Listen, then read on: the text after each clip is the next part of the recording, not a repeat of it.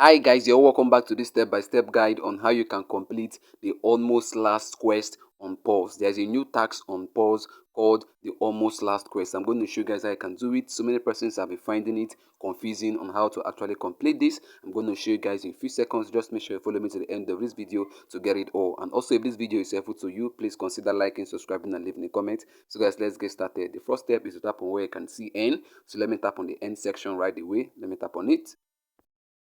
So guys, we're on the end page. You can see limited is selected. Make sure you tap on limited. The tax is within the limited section. You can see what is written there.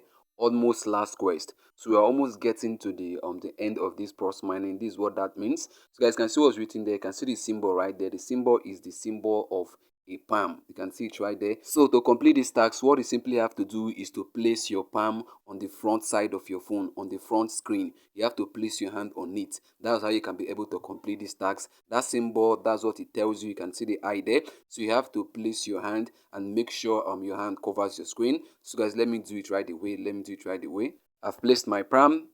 Let me do that again.